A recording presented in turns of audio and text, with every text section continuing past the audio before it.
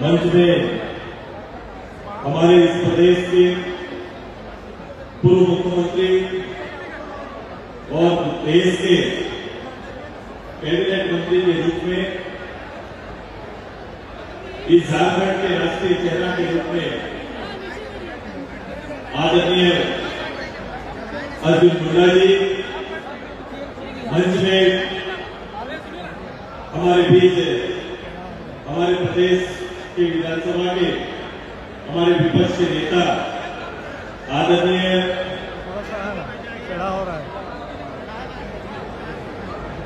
अमर बावरी जी, आपके लोकप्रिय नेता,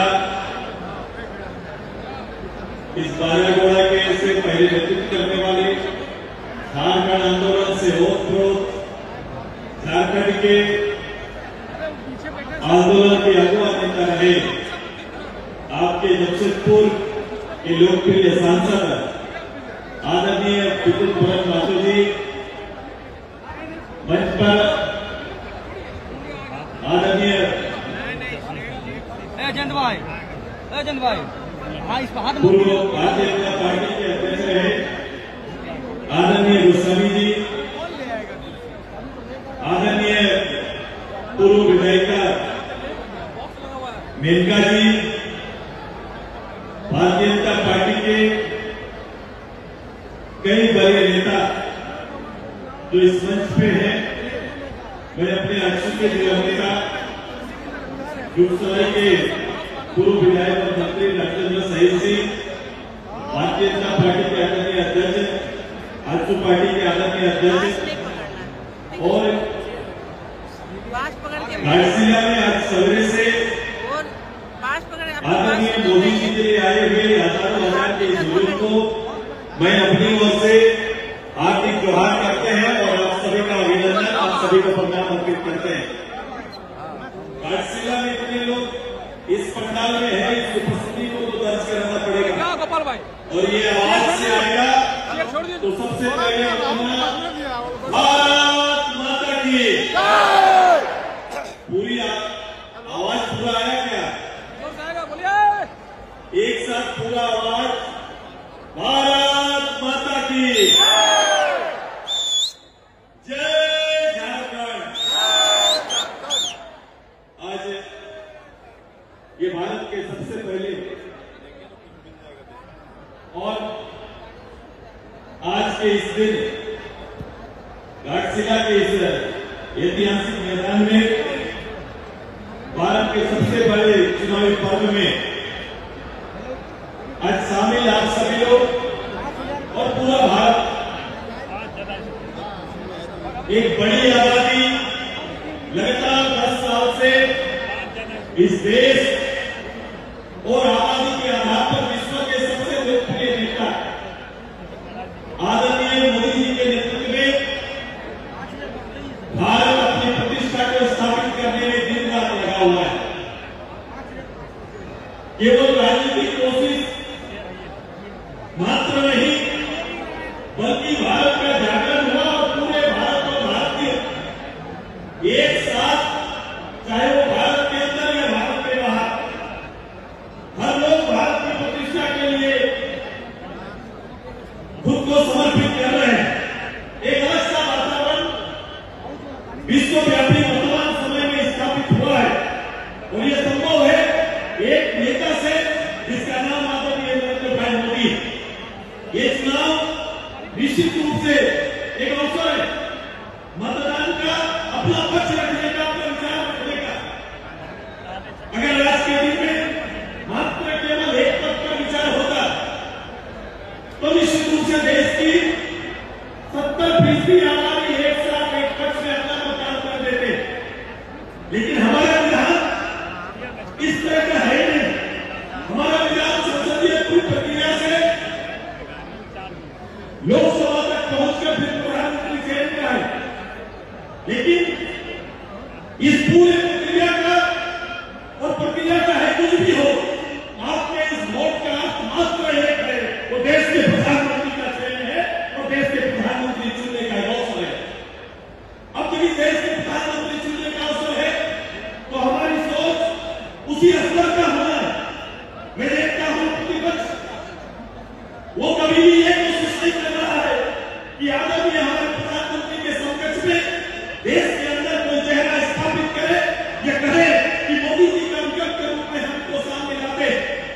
क्योंकि ऐसा विपक्ष के अंदर में न कोई नेता है न नेतृत्व है, न प्रतिपक्ष का ऐसा कोई नीति है।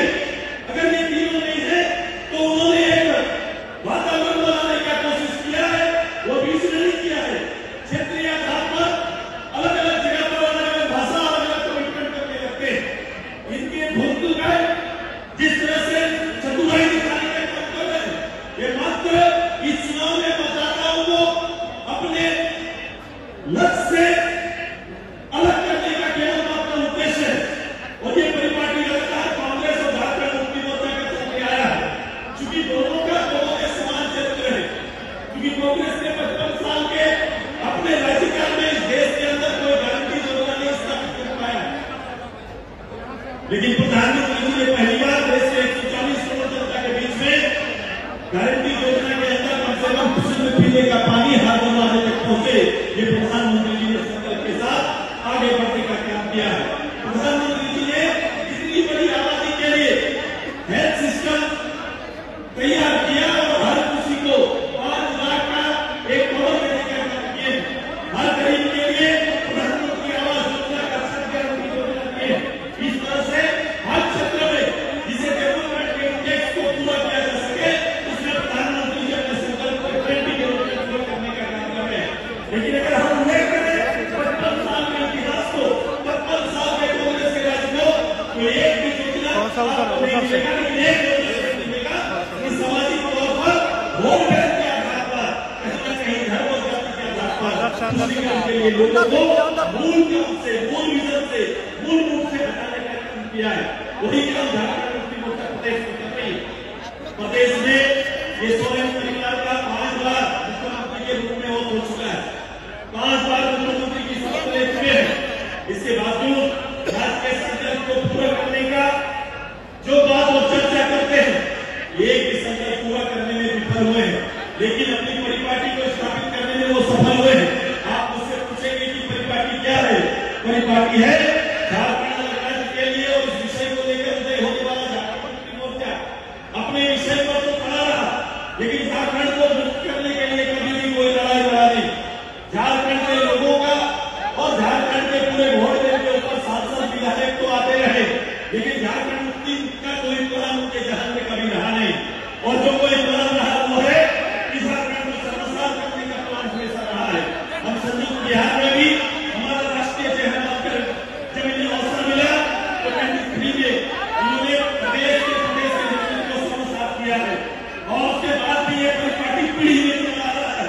लोग कहते हैं परिवार की राजनीति चल रहा है, ये केवल परिवार की राजनीति नहीं कर रहे हैं, परिवार की परिपाटी को अमल कर रहे हैं।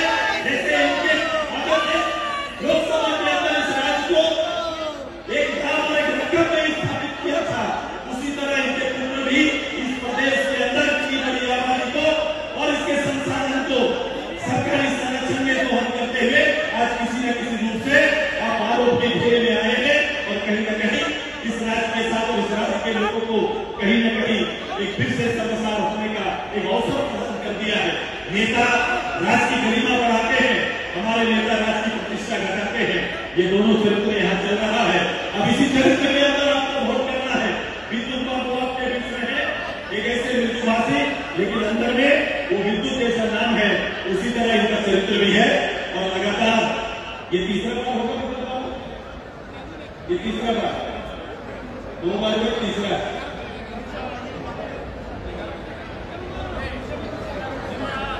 तीसरा बार विद्युत बाबू को अपना वोट देकर दिल्ली भेजने का काम करेंगे। एक कंपटीशन चल रहा है, मैंने बाबूलाल जी से भी कहा था जनता में, एक कंपटीशन चल रहा है। हमने जहां भारत का लक्ष्य एनडीए ने 400 रखा है, तो इस प्रदेश के लिए हमारा लक्ष्य 14 के 14 सीटें।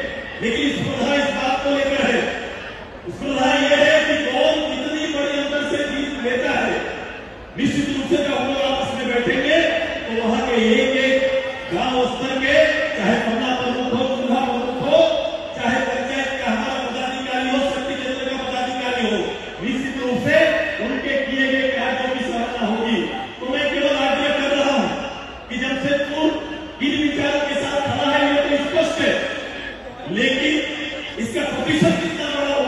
ये आपके हाथ में है।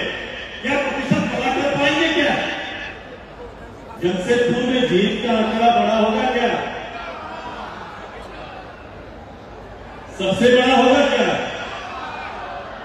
सबसे बड़ा कर पाएंगे क्या?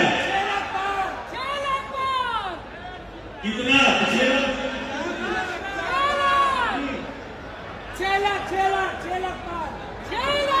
मेरी आवाज पीछे जा रही है तो एक साथ बताओ, इस पर आंकड़ा इस राज्य का सबसे बड़ा होगा?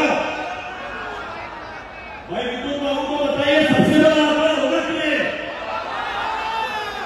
बस यही चाहिए। कोई काम अगर शेष बचा है तो आंकड़े का काम बचा हुआ है। जीत तो सुनिश्चित है। विद्युत बाबू आएंगे लेकिन ज्यादा करंट लेके आएंगे, ये तैयारी आप सब लोग करिए। यही कहकर अपनी बात बंद करते हैं। सभी को अपनी ओर से